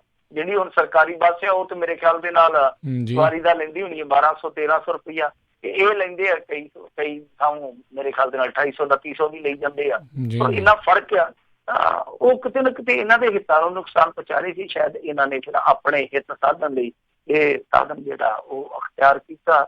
ਬਹਰਹਾਲ ਇੱਕ ਚੀਜ਼ ਜਿਹੜੀ ਆ ਵੇਖਣ ਵਾਲੀ ਹੈ ਕਿ ਠੀਕ ਹੈ, ਸਰਕਾਰ ਇਹ ਕੰਮ ਕਰਦੀ ਪਈ ਆ, ਸਰਕਾਰ ਨੇ ਬੱਸਾਂ ਵੀ ਪਾ ਦਿੱਤੀਆਂ, ਪਰ ਜਿੱਦਾਂ ਨਿੱਜੀ ਬੱਸਾਂ ਵਾਲੇ ਇਸ ਤਰ੍ਹਾਂ ਵੱਧ ਕਰਦੇ ਆ ਜਾਂ ਢਾਬਿਆਂ ਰਾਹੀਂ ਕਮਿਸ਼ਨ ਲੈਂਦੇ ਆ, ਇਹ ਸਾਰਾ ਕੁਝ ਸਰਕਾਰੀ ਬੱਸਾਂ ਵਾਲੇ ਵੀ ਕਰੀ ਜਾਂਦੇ ਆ। ਇੱਕ ਦਿਨ ਅੱਗੇ ਵੀ ਮੈਂ ਡਾਕੂਮੈਂਟ ਕੱਢ ਕੇ ਕੀਤੇ ਸੀਗੇ ਪੋਸਟ ਆਪਣੇ ਫੇਸਬੁੱਕ ਪੇਜ ਤੇ ਕਿ ਕਿੱਦਾਂ ਇਹ ਢਾਬਿਆਂ ਵਾਲਿਆਂ ਤੋਂ ਕਮਿਸ਼ਨ ਲੈ ਕੇ ਤੇ ਬਕਾਇਦਾ ਹਦਾਇਤਾਂ ਜਾਰੀ ਕਰਦੇ ਆਪਣੇ ਕਰਮਚਾਰੀਆਂ ਨੂੰ ਕਿ ਤੁਸੀਂ ਆਹ ਢਾਬੇ ਤੇ ਰੋਕਣੀ ਆ, ਤੇ ਫਿਰ ਉਹ ਛਿੱਲ ਲਾਉਂਦੇ ਆ। ਉਦਾਂ ਹੀ ਹੁਣ ਇੱਕ ਚੀਜ਼ ਹੋਰ ਤੁਸੀਂ ਦੇਖੋਗੇ, ਜਿਹੜੀਆਂ ਨਵੀਆਂ ਬੱਸਾਂ ਆਈਆਂ, ਮੈਂ ਨੋਟ ਕੀਤੀ ਇਹ ਚੀਜ਼ ਦੀ ਕਿ ਜਿੱਦਾਂ ਆਪਾਂ ਆਨਲਾਈਨ ਬੁਕਿੰਗ ਕਰਾਉਣੇ ਆ, ਹੁਣ ਬੱਸਾਂ ਸਰਕਾਰੀ ਆ, ਆਨਲਾਈਨ ਬੁਕਿੰਗ ਵੈਬਸਾਈਟ ਦਾ ਜਿਹੜਾ ਉਹ ਨਿੱਜੀ ਦਾ ਨਾਮ ਉੱਤੇ ਲਿਖਿਆ ਹੋਇਆ। ਮਤਲਬ ਇਹ ਆ ਕਿ ਸਰਕਾਰੀ ਬੱਸਾਂ ਦੀ ਜੇ ਤੁਸੀਂ ਬੁਕਿੰਗ ਕਰਵਾਉਣੀ ਆ ਤਾਂ ਇੱਕ ਨਿੱਜੀ ਵੈਬਸਾਈਟ ਤੇ ਜਾਓ ਪਹਿਲਾਂ, ਉੱਥੇ ਜਦੋਂ ਬੁਕਿੰਗ ਕਰਾਓਗੇ ਤਾਂ ਉਹਨਾਂ ਤੋਂ ਫਿਰ ਕਮਿਸ਼ਨ ਹੈ ਜਿਹੜੇ ਉਹ ਸਰਕਾਰੀ ਬਾਬੂ ਆਪਣੀ ਜੇਬ ਚ ਪਾ ਲੈ। ਤਾਂ ਕਿਆ ਗੇਮਾਂ ਚੱਲਦੀਆਂ, ਬਹੁਤ ਸਾਰੀਆਂ ਗੱਲਾਂ ਨੇ, ਉੱਚੀਆਂ ਨੇ ਗੱਲਾਂ, ਜਿਵੇਂ ਕਹਿੰਦੇ ਨਾ ਉੱਚੀਆਂ ਨੇ ਗੱਲਾਂ ਸਰਕਾਰ ਦੀਆਂ। ਜੀ ਜੀ ਜੀ ਜੀ। ਅਗਲੀ ਜਿਹੜੀ ਗੱਲ ਕਰਦੇ, ਕਹਿੰਦੇ ਗੁਰਪੁਰਬ ਦੇ ਮੌਕੇ ਦੇ ਉੱਤੇ ਕੈਦੀਆਂ ਨੂੰ ਮਿਲੇਗੀ ਮਾਫੀ। ਦੇਖੋ, ਗੁਰਪੁਰਬ ਤੇ ਜਿਹੜੀ ਮਾਫੀ ਮੰਗਣੀ ਮੇਰੇ ਖਿਆਲ ਦੇ ਨਾਲ ਬਹੁਤ ਵਧੀਆ ਤੋਹਫਾ ਹੈ ਇਹਨਾਂ ਕੈਦੀਆਂ ਵਾਸਤੇ। ਕੈਦੀ ਇਹ ਨਹੀਂ ਹੁੰਦਾ ਕਿ ਜਿਹਨੂੰ ਕੈਦ ਹੋਈ ਹੈ ਜ਼ਰੂਰੀ ਉਹਨੇ ਗੁਨਾਹ ਹੀ ਕੀਤਾ ਹੋਊਗਾ, ਗੁਨੇਗਾਰ ਹੀ ਹੋਊਗਾ। ਇੱਥੇ ਬਹੁਤ ਸਾਰੇ ਨਿਰਦੋਸ਼ਾਂ ਨੂੰ ਵੀ ਕੈਦ ਹੋ ਜਾਂਦੀ ਹੈ। ਚਲੋ ਇਹਨਾਂ ਦੇ ਵਿੱਚੋਂ ਕੋਈ ਹੋ ਸਕਦਾ ਕੋਈ 1-2 ਹੈ ਜਿਹੜੇ ਨਿਰਦੋਸ਼, ਜਿੰਨੇ ਨੇ ਜੋ ਕੈਦ ਪੂਰੀ ਕੱਟੀ ਆ, ਉਹ ਕੁਛ ਹਫ਼ਤੇ ਜਾਂ ਕੁਛ ਮਹੀਨੇ ਪਹਿਲਾਂ ਆਪਣੇ ਘਰੇ ਚੱਲ ਜਾਣਗੇ। ਮੇਰੇ ਖਿਆਲ ਦੇ ਨਾਲ ਉਹ ਉਹਨਾਂ ਲਈ ਇੱਕ ਬਿਹਤਰੀਨ ਤੋਹਫਾ ਹੈ। ਤਾਂ ਇਹ ਇਹਨਾਂ ਨੇ ਜਿਹੜੀ ਮਾਫੀ ਦਿੱਤੀ ਆ, ਮਾਫੀ ਦਾ ਕੀ ਪੈਮਾਨਾ ਹੁੰਦਾ? ਕੁਝ ਲੋਕ ਇਹ ਸਮਝ ਲੈਂਦੇ ਆ ਕਿ ਮਾਫੀ ਆ ਗਈ ਹੈ ਸਿੱਧੀ, ਇਸ ਤਰ੍ਹਾਂ ਸਾਲ ਦੀ ਆ ਗਈ। ਸਾਲ ਦੀ ਮਾਫੀ ਇਹ ਹਰੇਕ ਨੂੰ ਨਹੀਂ ਪੈਣੀ। ਮਾਫੀ ਤੇ ਇਹਨਾਂ ਨੇ ਵੈਸੇ ਸਾਲ ਦੀ ਹੀ ਐਲਾਨੀ ਆ, ਪਰ ਇਹ ਪੈਣੀ ਕਿੱਦਾਂ? ਜਿੱਦਾਂ ਹੁਣ ਮੰਨ ਲਓ ਕਿਸੇ ਨੂੰ 3 ਸਾਲ ਤੱਕ ਦੀ ਸਜ਼ਾ, ਤਾਂ ਉਹਨਾਂ ਨੂੰ 1 ਮਹੀਨੇ ਦੀ ਪੈਣੀ ਆ। ਜੇ ਮੰਨ ਲਓ ਕਿਸੇ ਨੂੰ ਜੇ ਮਾਫੀ ਪੈਣੀ ਆ ਤਾਂ ਉਹਦੇ ਲਈ ਵੀ ਸ਼ਰਤ ਜਿਹੜੀ ਹੋਊਗੀ ਉਹ ਘੱਟੋ ਘੱਟ ਇਹ ਆ ਕਿ 35 ਮਹੀਨੇ ਉਹਨੇ ਸਜ਼ਾ ਕੱਟੀ ਹੋਵੇ। ਤੇ ਫਿਰ ਇਸ ਤੋਂ ਇਲਾਵਾ ਜੇ ਕਿਸੇ ਨੂੰ 3 ਤੋਂ 5 ਸਾਲ ਦੀ ਸਜ਼ਾ, ਉਹਨੂੰ 3 ਮਹੀਨਿਆਂ ਦੀ ਮਾਫੀ ਦੇਣਗੇ। 7 ਸਾਲ ਵਾਲੇ ਨੂੰ 6 ਮਹੀਨਿਆਂ ਦੀ, 7 ਤੋਂ 10 ਸਾਲ ਵਾਲੇ ਨੂੰ ਇਹ ਮੇਰੇ ਖਿਆਲ ਦੇ ਨਾਲ 9 ਮਹੀਨਿਆਂ ਦੀ, ਤੇ 10 ਤੋਂ ਜਿਨ੍ਹਾਂ ਨੂੰ ਉਮਰ ਕੈਦ ਤੱਕ ਦੀ ਸਜ਼ਾ ਹੋਈ ਆ ਉਹਨਾਂ ਨੂੰ 1 ਸਾਲ ਦੀ ਇਹ ਮਾਫੀ ਦੇਣਗੇ। ਤਾਂ ਇਸ ਮਾਫੀ ਦਾ ਜਿਹੜਾ ਲਾਭ ਆ ਉਹ ਬਹੁਤੇ ਕੈਦੀਆਂ ਨੂੰ ਨਹੀਂ ਮਿਲੂਗਾ, ਜਿੱਦਾਂ ਮੈਂ ਤੁਹਾਨੂੰ ਦੱਸਿਆ। ਔਰ ਇਹਦੇ ਵਿੱਚ ਇੱਕ ਸ਼ਰਤ ਹੋਰ ਵੀ ਹੁੰਦੀ ਹੈ ਮਾਫੀਆਂ ਦੀ, ਕਿਉਂਕਿ ਮੈਂ ਇਹਨਾਂ ਚੀਜ਼ਾਂ ਨੂੰ ਨੇੜੇ ਤੋਂ ਵੇਖਿਆ। ਇੱਕ ਸ਼ਰਤ ਇਹ ਵੀ ਹੁੰਦੀ ਹੈ ਕਿ ਜਿੱਦਾਂ ਕੋਈ ਨਸ਼ਾ ਤਸਕਰੀ ਦਾ ਮਾਮਲਾ, ਅਗਵਾ ਦਾ ਮਾਮਲਾ, ਕੁਕਰਮ ਦਾ ਮਾਮਲਾ, ਬਲਾਤਕਾਰ ਦਾ ਮਾਮਲਾ, ਚੈੱਕ ਬਾਉਂਸ ਦਾ ਮਾਮਲਾ, ਜਾਂ CBI ਦਾ ਕੋਈ ਮਾਮਲਾ, ਉਹਨਾਂ ਕੈਦੀਆਂ ਨੂੰ ਇਹ ਮਾਫੀ ਨਹੀਂ ਮਿਲਦੀ, ਦੂਜਿਆਂ ਨੂੰ ਮਾਫੀ ਮਿਲਦੀ, ਸਟਾਰ ਕੈਦੀਆਂ ਨੂੰ। ਇਹਦੇ ਵਿੱਚ 3 ਕੁ ਦਰਜਨ ਮੇਰੇ ਖਿਆਲ ਦੇ ਨਾਲ ਆਉਣ ਕਿ ਕੈਦੀ ਬਹੁਤੇ ਨਹੀਂ ਹੈ, ਪਰ ਫਿਰ ਵੀ ਮੈਂ ਜਿਵੇਂ ਤੁਹਾਨੂੰ ਕਿਹਾ ਕਿ ਕਈ ਵਿਚਾਰੇ ਬਿਨਾਂ ਗੁਨਾਹ ਤੋਂ ਸੜੀ ਜਾਂਦੇ ਆ। ਜੇ ਉਹਨਾਂ ਚੋਂ ਕਿਸੇ ਨੂੰ ਕੋਈ ਦਿਨਾਂ ਦੀ ਰਾਹਤ ਇਸ ਤਰ੍ਹਾਂ ਮਿਲ ਜਾਂਦੀ ਹੈ ਤੇ ਉਹਨੂੰ ਠੀਕ ਕਿਹਾ ਜਾ ਸਕਦਾ। ਜੀ ਜੀ। ਤੇ ਜਾਂਦੇ ਜਾਂਦੇ ਗੱਲ ਕਰੀਏ, ਕਹਿੰਦੇ ਦਿੱਲੀ ਸਰਕਾਰ ਨੇ ਸੁਰਾਂ ਨੂੰ ਬੁਲੰਦ ਕਰਵਾਇਆ। ਵੈਸੇ ਤੇ ਇਹਨਾਂ ਦੀਆਂ ਬਾਗੀ ਸੁਰਾਂ ਜਿਹੜੀਆਂ ਉਹ ਕਦੇ ਦੱਬੀਆਂ ਹੀ ਨਹੀਂ ਗਈਆਂ, ਇਹ ਆਪਸ ਦੇ ਵਿੱਚ ਹੀ ਬਾਗੀ ਸੁਰਾਂ ਬਾਗੀ ਹਿੱਕਾ ਲਾਉਂਦੇ ਰਹਿੰਦੇ ਆ। ਅਸਲ ਦੇ ਵਿੱਚ ਨਾ ਇੱਕ ਕਰਨਾਟਕ ਸੰਗੀਤ ਦਾ ਬਹੁਤ ਮਸ਼ਹੂਰ ਆ, TM ਕ੍ਰਿਸ਼ਨਾ ਉਹਦਾ ਨਾਮ ਹੈ ਗਾਇਕ ਦਾ, ਤੇ ਉਹ ਆਲੋਚਕ ਵੀ ਆ, ਉਹ ਕ੍ਰਿਟਿਕ ਵੀ ਆ ਸਰਕਾਰ ਦਾ, ਖਾਸ ਤੌਰ ਤੇ ਨਰਿੰਦਰ ਮੋਦੀ ਸਰਕਾਰ ਦਾ। ਔਰ ਜਦੋਂ ਅਵਾਰਡ ਵਾਪਸ ਹੋ ਰਹੇ ਸੀਗੇ, ਇੱਕ ਖਾਸ ਇਸ ਤਰ੍ਹਾਂ ਦੀ ਵਿਚਾਰਧਾਰਾ ਇੱਥੇ ਆਪਣਾ ਪੈਰ ਪਸਾਰ ਰਹੀ ਸੀ ਔਰ ਜ਼ਹਿਰੀਲਾ ਇੱਕ ਛਿੜਕਾਅ ਕਰਦੀ ਪਈ ਸੀਗੀ। ਉਸ ਦੌਰ ਦੇ ਵਿੱਚ ਕੁਛ ਬੁੱਧੀਜੀਵ, ਕੁਛ ਚਿੰਤਕ ਜਿਹੜੇ ਆ ਉਹ ਵਿਰੋਧ ਦੇ ਵਿੱਚ ਅੱਗੇ ਆਏ ਸਨ। ਉਸ ਸਮੇਂ ਕ੍ਰਿਸ਼ਨਾ ਨੇ ਵਿਰੋਧ ਕੀਤਾ ਸੀਗਾ ਤੇ ਇਹਦਾ ਇੱਕ ਪ੍ਰੋਗਰਾਮ ਰਖਾਇਆ ਗਿਆ ਸੀਗਾ ਦਿੱਲੀ ਦੇ ਵਿੱਚ। ਤੇ ਉਹ ਜਦੋਂ ਪ੍ਰੋਗਰਾਮ ਅਨਾਊਂਸ ਕੀਤਾ ਗਿਆ, ਇੰਨਾ ਜ਼ਿਆਦਾ ਟਰੋਲ ਕੀਤਾ ਗਿਆ ਕ੍ਰਿਸ਼ਨਾ ਨੂੰ ਕਿ ਹਾਰ ਕੇ ਉਹ ਜਿਹੜਾ ਪ੍ਰੋਗਰਾਮ ਸੀਗਾ ਉਹ ਇਹਨਾਂ ਨੇ ਮੁਲਤਵੀ ਕਰਨ ਦਾ ਐਲਾਨ ਕਰ ਦਿੱਤਾ। ਪਰ ਦਿੱਲੀ ਸਰਕਾਰ ਨੇ ਕਿਹਾ ਕਿ ਅਸੀਂ ਇਹ ਪ੍ਰੋਗਰਾਮ ਹੈ ਜਿਹੜਾ ਉਹ ਕਰਵਾਵਾਂਗੇ। ਸੋ ਕ੍ਰਿਸ਼ਨਾ ਦਾ ਪ੍ਰੋਗਰਾਮ ਹੈ ਜਿਹੜਾ ਦਿੱਲੀ ਦੇ ਵਿੱਚ ਦਿੱਲੀ ਸਰਕਾਰ ਨੇ ਕਰਵਾਇਆ। ਤਾਂ ਮੈਂ ਕਹੂੰਗਾ ਕਿ ਇਹ ਇੱਕ ਬਹੁਤ ਵਧੀਆ ਗੱਲ ਆ। ਦੇਖੋ, ਕਿਸੇ ਕਲਾਕਾਰ ਨੇ ਕੋਈ ਵਿਰੋਧ ਦਰਜ ਕਰਵਾਇਆ, ਜਿੱਦਾਂ ਤੁਹਾਡੇ ਅਮਰੀਕਾ ਦੇ ਵਿੱਚ ਜਿੰਨੇ ਸੈਲੀਬ੍ਰਿਟੀ ਹੈ ਬੜੇ ਖੁੱਲ ਕੇ ਬੋਲਦੇ ਆ, ਆਲੋਚਕ ਹੁੰਦੇ ਆ ਸਰਕਾਰ ਦੇ, ਔਰ ਉਹ ਚੰਗਾ ਸਮਝਿਆ ਜਾਂਦਾ ਕਿਸੇ ਵੀ ਡੈਮੋਕ੍ਰੇਸੀ ਲਈ ਕਿ ਜਿਹੜੇ ਸੈਲੀਬ੍ਰਿਟੀ ਆ ਉਹ ਕਿਸੇ ਦਬਾਅ ਹੇਠ ਨਹੀਂ, ਸੱਚ ਨੂੰ ਸੱਚ ਕਹਿੰਦੇ ਆ। ਤਾਂ ਇੱਥੇ ਉਲਟਾ ਚੱਲਦਾ ਕੰਮ। ਇੱਥੇ ਜਿਹੜੇ ਸੈਲੀਬ੍ਰਿਟੀ ਹੁੰਦੇ ਆ ਉਹ ਸਰਕਾਰ ਦਾ ਜਿਹੜਾ ਪੂਰਾ ਗੰਦਮੰਦ ਹੁੰਦਾ ਨਾ, ਉਹਨੂੰ ਵੀ ਦੱਸਣ ਲੱਗ ਪੈਂਦੇ ਆ ਕਿ ਇਹਨਾਂ ਦੀ ਤੇ ਸ਼ੁੱਧਤਾ ਹੀ ਬਹੁਤ ਖਰੀ ਆ, ਤੁਸੀਂ ਇਹਨਾਂ ਨੂੰ ਅਜਮਾਓ। ਫਿਰ ਉਹ ਮਸ਼ਹੂਰੀ ਕਰਨ ਲੱਗ ਪੈਂਦੇ ਆ ਉਲਟਾ। ਸੋ ਇਹ ਇੱਥੇ ਇੱਕ ਪੁੱਠੀ ਰੀਤ ਆ। ਪਰ ਕੁਛ ਲੋਕ ਜਿਹੜੇ ਆ ਬੋਲਦੇ ਆ, ਕੁਛ ਆਰਟਿਸਟ ਵੀ ਬੋਲਦੇ ਆ, ਕੁਛ ਕਲਾਕਾਰ ਵੀ ਬੋਲਦੇ ਆ, ਬੇਸ਼ੱਕ ਉਹਨਾਂ ਨੂੰ ਘਾਟੇ ਚੱਲਣੇ ਪੈਂਦੇ ਆ। ਤਾਂ ਕ੍ਰਿਸ਼ਨਾ ਵੀ ਇੱਕ ਇਸ ਤਰ੍ਹਾਂ ਦਾ ਕਲਾਕਾਰ ਹੈ ਜਿਹੜਾ ਝੁਕਦਾ ਨਹੀਂ ਆ।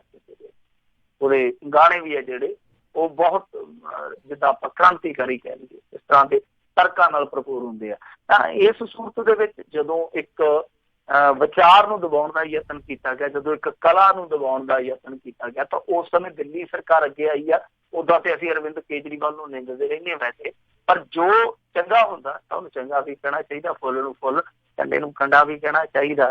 ਅਰਵਿੰਦ ਕੇਜਰੀਵਾਲ ਨੇ ਇਹ ਚੀਜ਼ ਜਿਹੜੀ ਆ ਉਹ ਚੰਗੀ ਕੀਤੀ ਹੈ ਕਿ ਸੁਰ ਨੂੰ ਖਾਮੋਸ਼ ਨਹੀਂ ਹੋਣ ਦਿੱਤਾ, ਬੁਲੰਦ ਕਰਵਾਇਆ, ਉਹ ਵੀ ਆਪਣੇ ਦਿੱਲੀ। ਜੀ ਜੀ। ਤੇ ਮਿੰਟੋ ਜੀ, ਬਹੁਤ ਬਹੁਤ ਤੁਹਾਡਾ ਧੰਨਵਾਦ। ਤੁਸੀਂ ਸਾਡੇ ਨਾਲ ਜੁੜੇ ਇਹਨਾਂ ਖਬਰਾਂ ਬਾਰੇ ਸਾਨੂੰ ਜਾਣਕਾਰੀ ਦਿੱਤੀਆਂ। ਅਗਲੀ ਵਾਰ ਤੱਕ ਲਈ ਬੜੀ ਮਿਹਰਬਾਨੀ, ਪਿਆਰ ਭਰੀ ਸਤਿ ਸ਼੍ਰੀ ਅਕਾਲ ਜੀ। ਸਤਿ ਸ਼੍ਰੀ ਅਕਾਲ ਜੀ। ਤੇ ਸਰੋਤਿਓ, ਇੱਥੇ ਹੀ ਸਾਡਾ ਅੱਜ ਦਾ ਇਹ ਪ੍ਰੋਗਰਾਮ ਆ ਉਹ ਸਮਾਪਤ ਹੈ। ਮਿਲਾਂਗੇ ਤੁਹਾਨੂੰ ਸਾਰਿਆਂ ਨੂੰ ਅਗਲੀ ਵਾਰ। ਉਦੋਂ ਤੱਕ ਲਈ ਮੇਰੇ ਵੱਲੋਂ ਵੀ ਪਿਆਰ ਭਰੀ ਨਿੱਘੀ ਸਤਿ ਸ਼੍ਰੀ ਅਕਾਲ। ਜਿਉਂਦੇ ਵਸਦੇ ਰਹੋ, ਹੱਸਦੇ ਖੇਡਦੇ ਰਹੋ, ਸੁਣਦੇ ਰਹੋ ਪੰਜਾਬੀ ਰੇਡੀਓ USA।